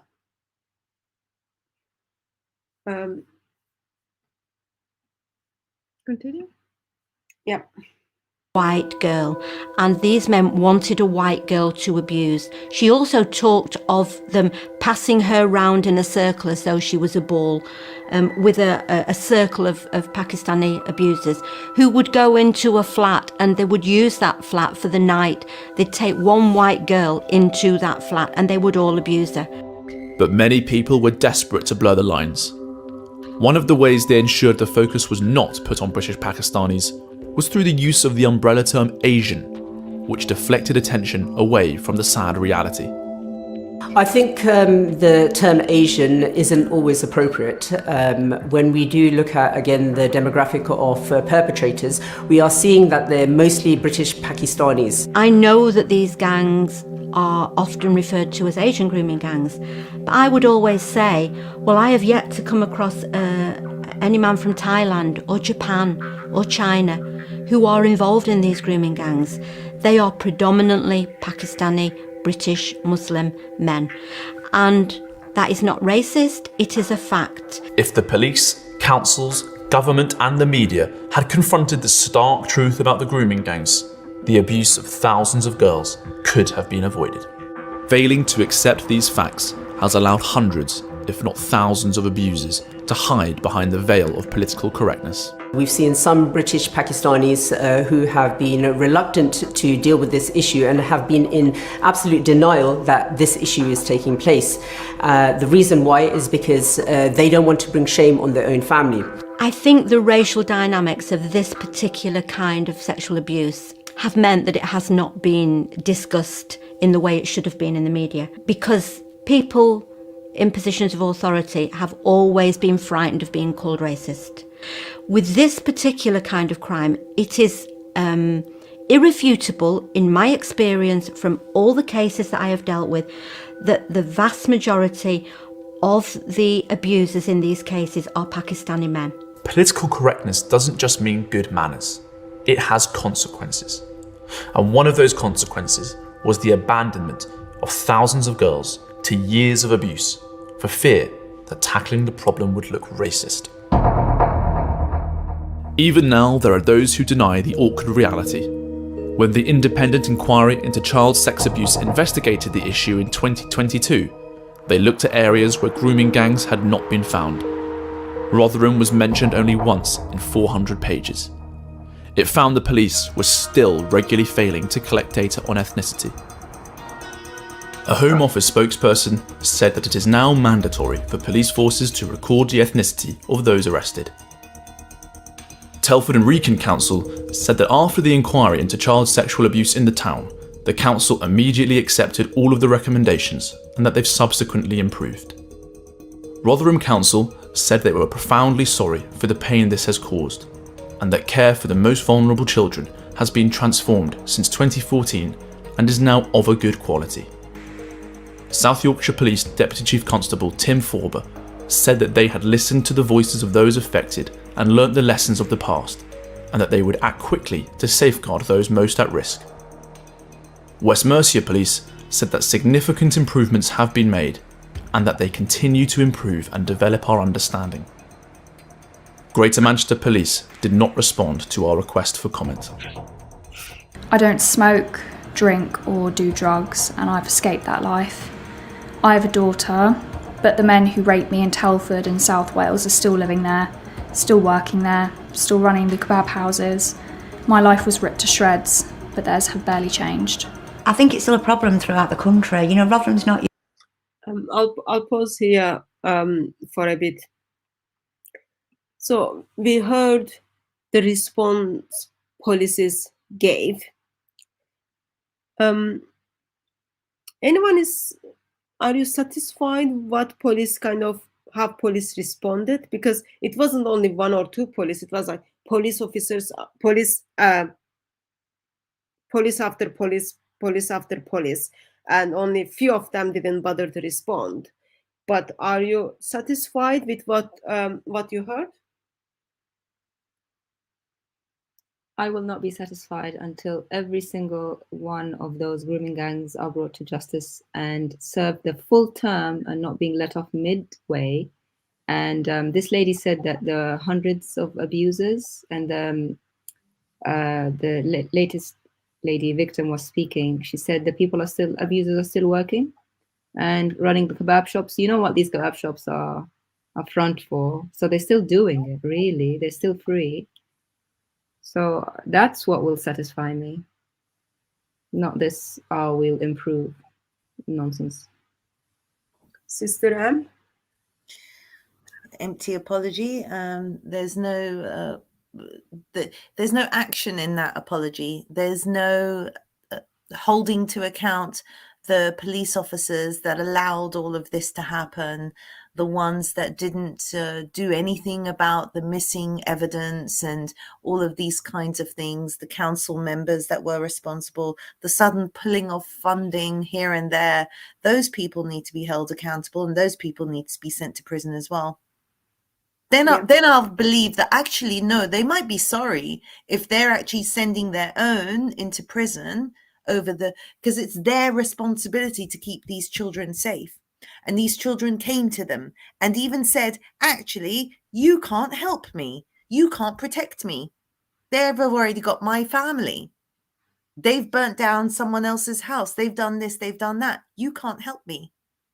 Those police officers need to be held accountable. Those that pulled the funding need to be held accountable. Those in the council that said, no, it's just a culture of child prostitution. What on earth is a culture of child prostitution since the 80s? What is that? That's ridiculous. Once they send those people to prison, then I might believe that they're sorry.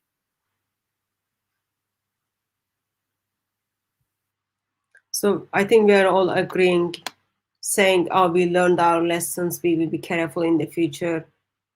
Sorry for the hurt because blah, blah is not enough. Police officers needs to be held accountable. Their boss needs to be held accountable. People who are over their authority needs to be held accountable.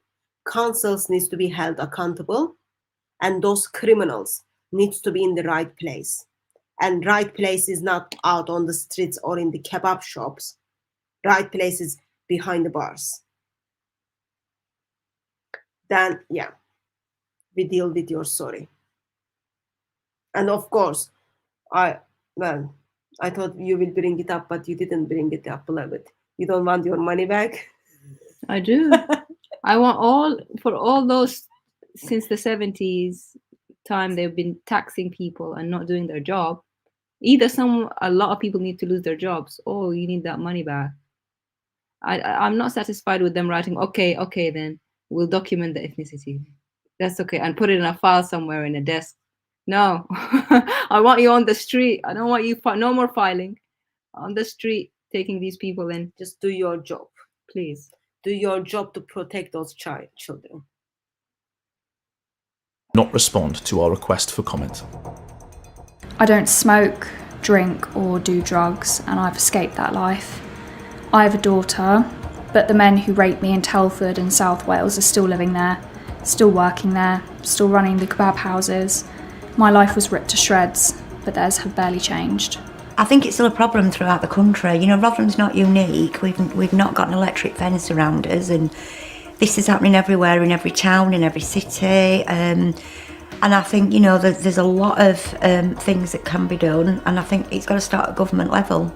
They made the judgment that these children didn't matter, and these children, more than any other children, needed somebody to fight their corner, and yet they were just left high and dry. And I want to see chief constables, I want to see senior officials held legally to account for their neglect of duty, because if that was me as an ordinary detective constable who had not recorded a criminal damage, I would be facing disciplinary action and probably a prosecution. So why are they any different? I don't even know if the word's angry. I think the word's probably shocked that we sit here today in 2022 and not one person has ever been held accountable for what happened in this town, ever. Even when the evidence proves without a shadow of a doubt they knew about it. What were being normalised were the rapes, the abuse, older men being passed off as older boyfriends to children. It was normalised, you know. There's still two that I know of now that don't realise that they're a victim because they're still in that mindset of that it were normal, it were a part of growing up. This is going on today. We've been approached by 60 victims in the last 3 days who are currently being failed by the police. It is not a historical problem. It is going on today. Very little has changed.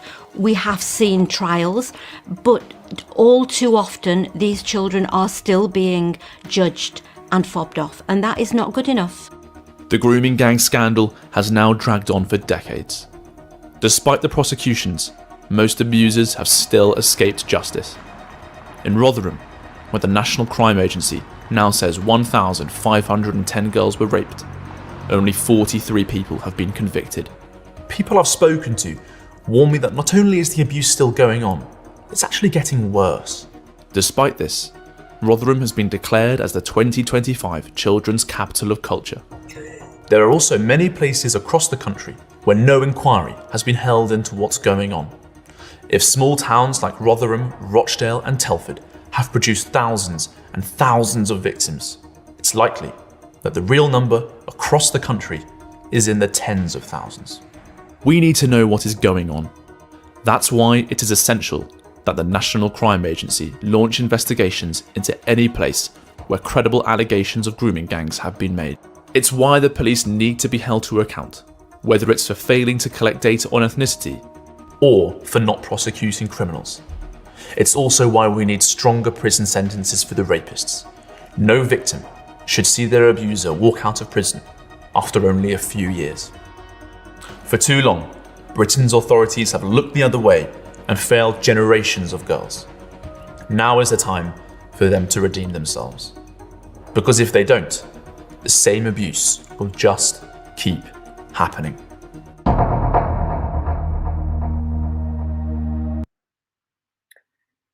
I'll ask a practical question to both of you.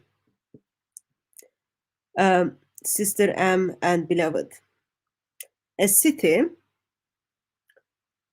which simply turns blind eye to over 1,500 girls to be raped by Pakistani Muslim men gets chosen as the capital city of what was the culture of the Capital of culture. capital of the culture for kids, children's capital of culture. I'm not someone who gives reward that easily. It's like very rare if thought of Christ hears like well done from me. But both of you are kind of British. Can you just tell me how it is works in British mind? A city simply watches over 1,500 girls are being raped, is chosen as the children's capital city of culture. Well, Sister M is the most British here, so I'll let her answer that. Yes, Miss British. How do you make those judgments? Well, this is a tricky one, you see, because there's so many cities in England, and you could choose any one of those cities. Throw a rock at any one of those other cities, apart from the ones with the red dots that we saw in the map. And yes, that one. Thank you. So apart from those cities, you could, find a multitude more cities. Rotherham would not have made my shortlist. Ever. So what is the so on the map? So you've got like kind of small island in the in west side of UK, and then there is like very, very small island in next to that. Like they are small. They're like in UK side. I don't know where it is. What is this place? This time? Do you Which see? place are you pointing to? You can't. Sorry, you can't see my. You can't see the mouse. I don't know. So it's end of UK border. Okay, that looks like a city which is not like connect the UK, and then you've got like another small island. Is like two islands. They are very close to UK. I was just thinking, maybe even those places who I have no idea what are they, can be chosen, but not Rotherham. Yeah, not Rotherham. Yeah. You could choose the Isle of Wight even, and not Rotherham, and they had their own scandals of other things. But no, seriously, it's just mind blowing. Why Rotherham of all the places that they could have chosen for the children's cultural capital? Blah de blah. Rotherham, really, where the most horrific child abuse took place. That's the one you're going to choose. So Not I was good. asking you the place called Holyhead. Ah, Holyhead. Is Yeah, that that's part of Wales? I think. I don't know where it's on the map. I can see it on the map. It's here, very small. Looks Tiny, like more tiny. islandish thing to me. Yeah. I was just like, I never seen that in the map before. Like that place can be chosen, but not the other. No, not Rotherham. No. Okay, so you wouldn't make that choice, but what about how come like British mind made that choice, sister? It's baffling. It is baffling. And then, as a lot of those people in the interview said, that there was no one, and in fact the charity worker said that there was no one from Rotherham that was prosecuted for their responsibilities. No one in the council, no one in the police, no one was prosecuted for their responsibility in Rotherham. So how on earth that they would gain any kind of accolade of, bravo, this is the children's cultural capital, it doesn't make sense. Doesn't make sense to me. Okay, beloved, any thoughts? I'm thinking they based this culture thing on the number of kebab houses that are in a city, and the number of houses, and then more importantly, the number of certain ethnic men of certain of a particular occupation. That's the measure of culture, apparently, because that's how you choose. And Rotherham is number one for that. So yes.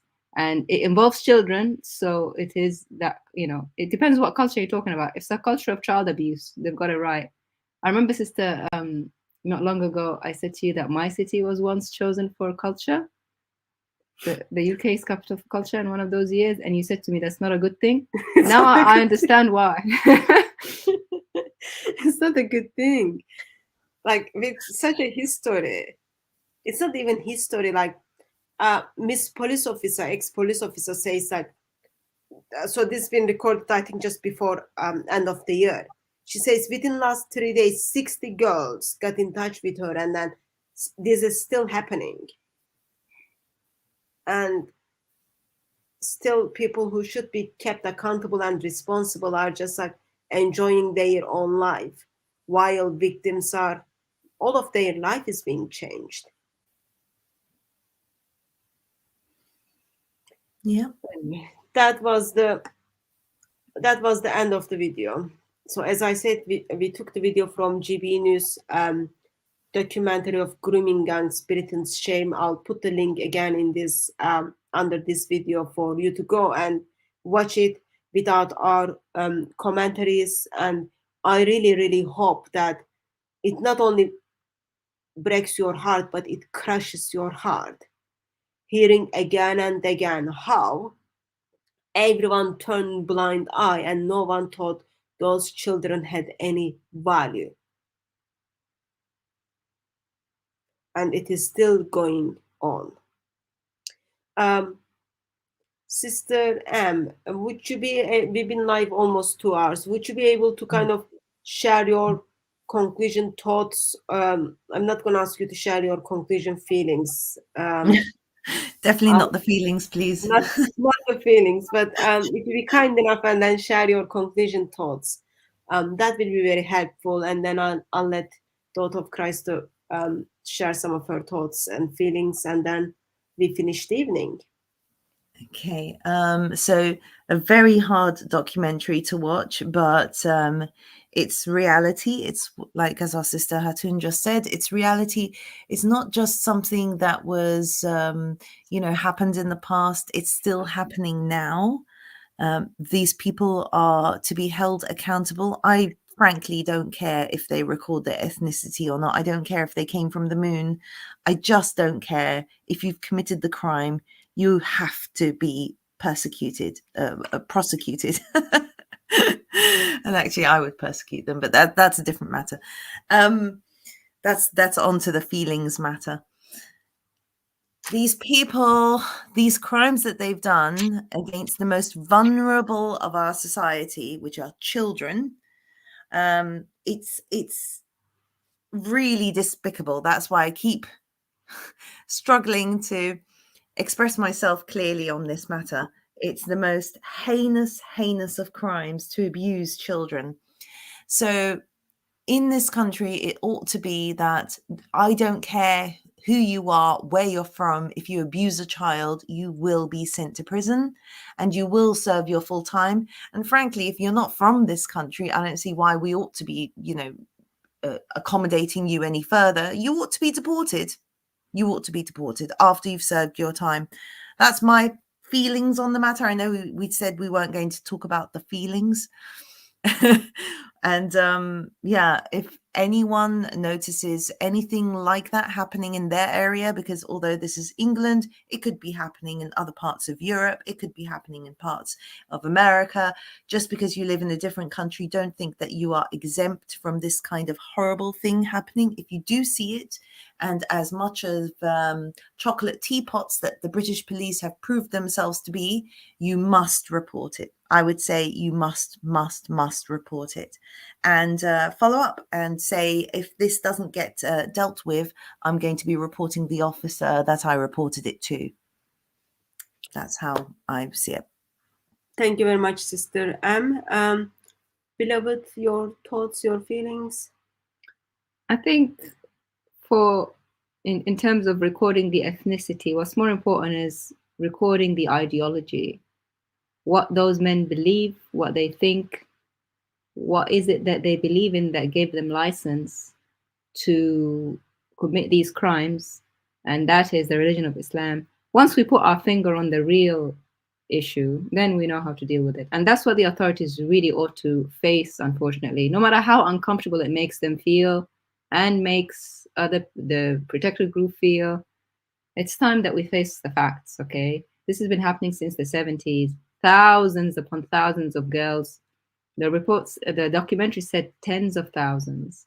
When will it be enough when they've gone after your children in that way nationwide for decades and passing them along passing them to their families and their nephews and their uncles and their brothers? When will it be enough?